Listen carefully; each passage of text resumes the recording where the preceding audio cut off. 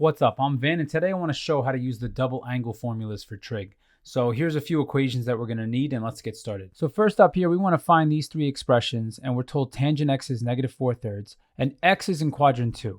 So what we need to know about the quadrants for these type of questions is we write out ASTC. And a nice way to remember this, you could say all students take calculus. There's some fun ones like all students take crack, all strippers take cash. But what we need to know here is that in quadrant 2, just the sine function is positive, sine and its reciprocal. In quadrant 1, all the trig functions are positive. In quadrant 3, just tangent and its reciprocal.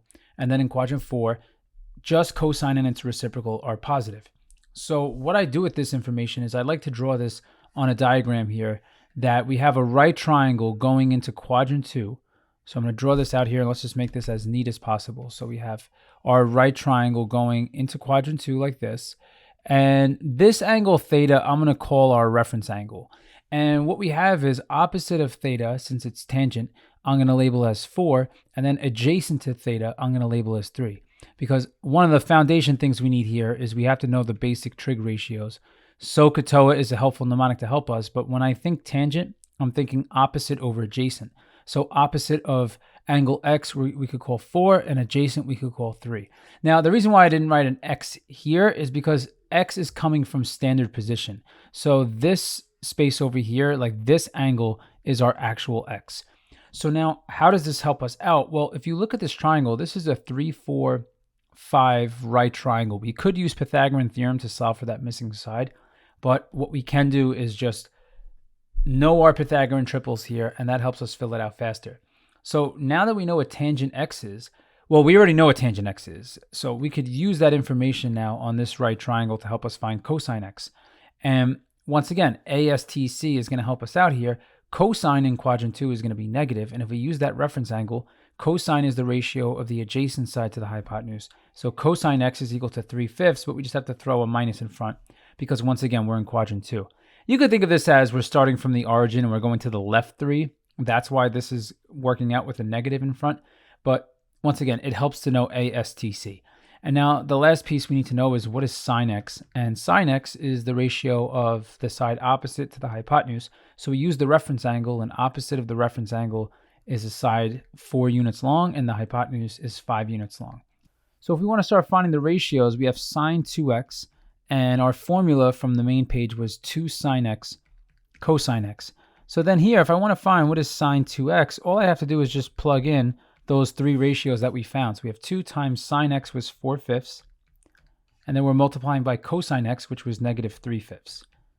So now to work this out here, we have 2 times 4 is 8, and 8 times -3 is -24. Over, and we have 5 times 5 in the denominator. So this is sine 2x. Now for the next part, we want cosine 2x. And on the main page, there was 3 different ways to write out cosine 2x.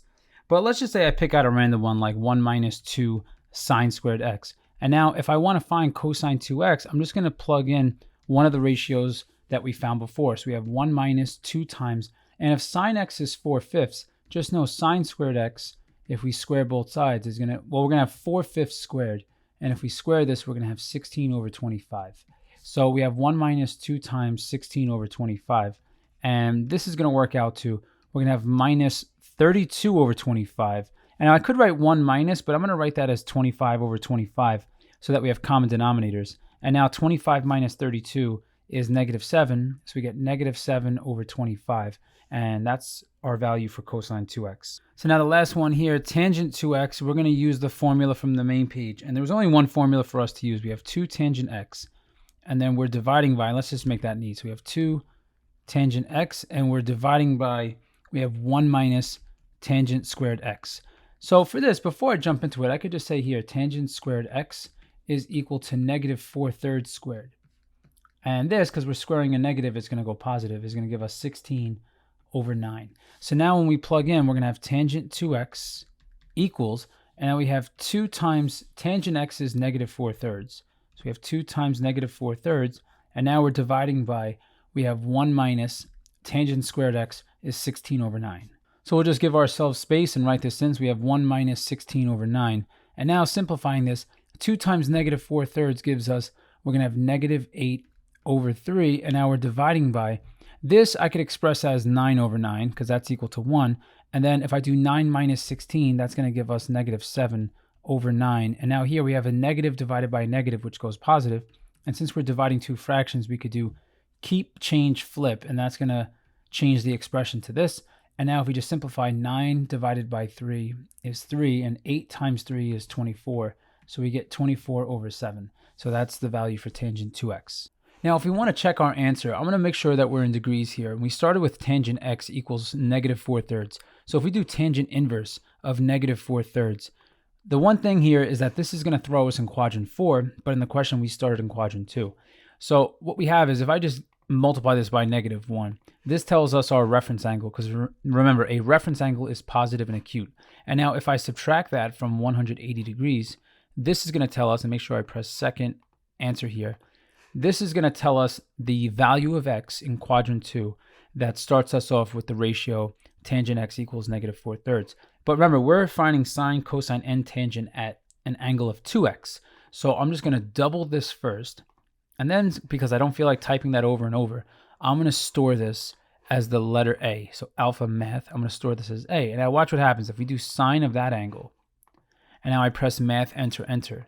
Remember what we said, sine of 2x is negative 24 over 25, and that checks out. If I do cosine of the angle, see here, if we press math, enter, enter, this gives us negative 7 over 25, so that answer checks out. Now the last one, if we do tangent of our angle and we press math, enter, enter, notice it gives us 24 over 7. So all three answers check out.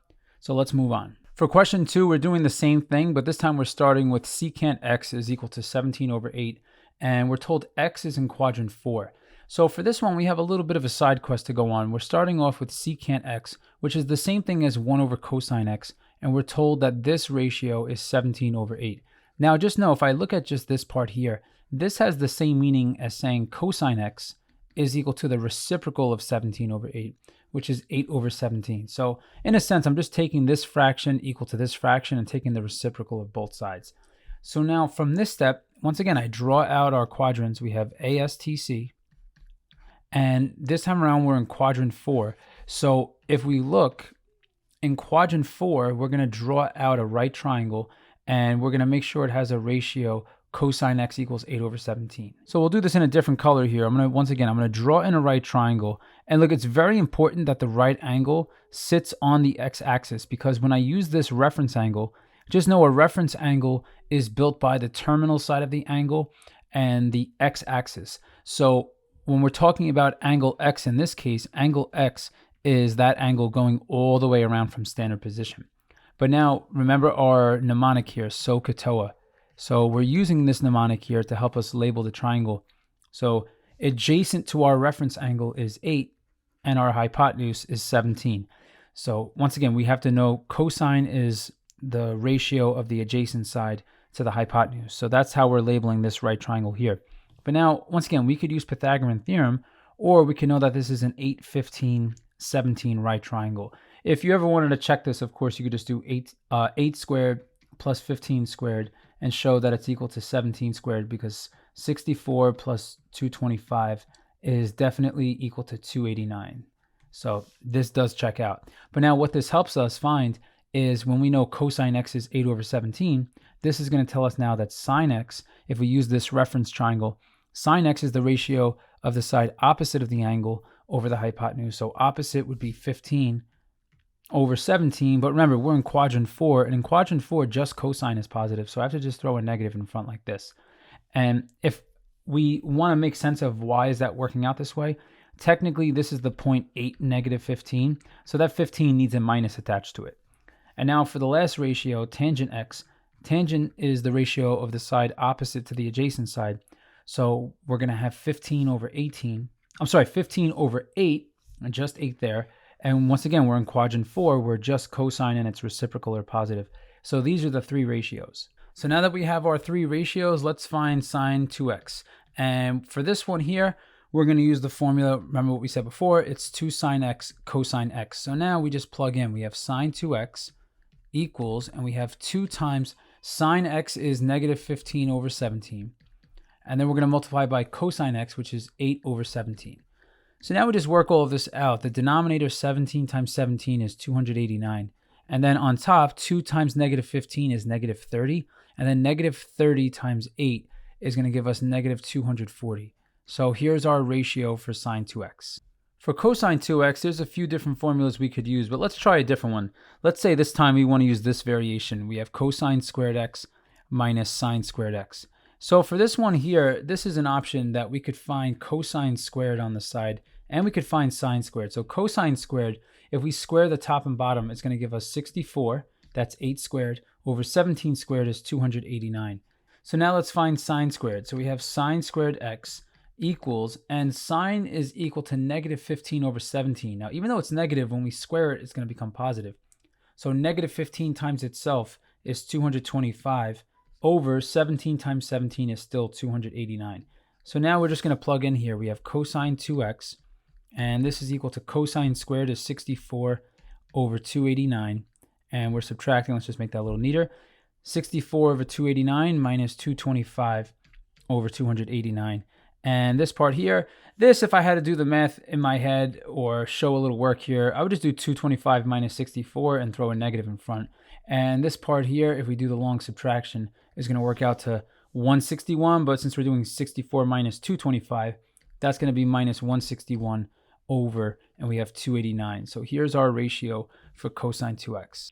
So for the last one here, we're finding tangent 2x, and the formula, once again, we have 2 tangent x divided by, and we have 1 minus tangent squared x. So here's our formula, and if we want to invest in our future happiness, we could find tangent squared x right away. And if tangent x is negative 15 over 8, if you square the top, you're going to get 225. That's negative 15 times itself, and then 8 times 8 is 64. So now we're just going to use this here. We have 2 times tangent x is negative 15 over 8, and then we're dividing by 1 minus 225 over 64. So that brings us to this step here. And now what we could do is we could simplify 2 divided by 8 is equal to 4. So far we have negative 15 divided by 4.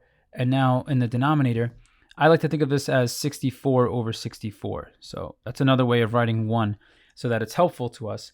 And this is the same idea as before. Remember, we did 64 minus 225 already, and that gave us negative 161. So that's not going to change. We could just borrow that. And our denominator 64 stays the same. So now we have a negative divided by a negative, which goes positive. And this is going to give us, we're going to have 15 over 4 times the reciprocal of the bottom is 64 over 161. So now we just have to simplify here. 64 over 4 is 16. And a little bit of mental math here. If you want to do this in your head, 15 times 16, what I'm doing is I'm doing 15 times 15 plus 1. Because I know 15 times 15 is 225. And then if I distribute again, I'm going to add another 15. So 225 plus 15 is 240. So this is going to give us 240 over 161. And that's our value for tangent 2x.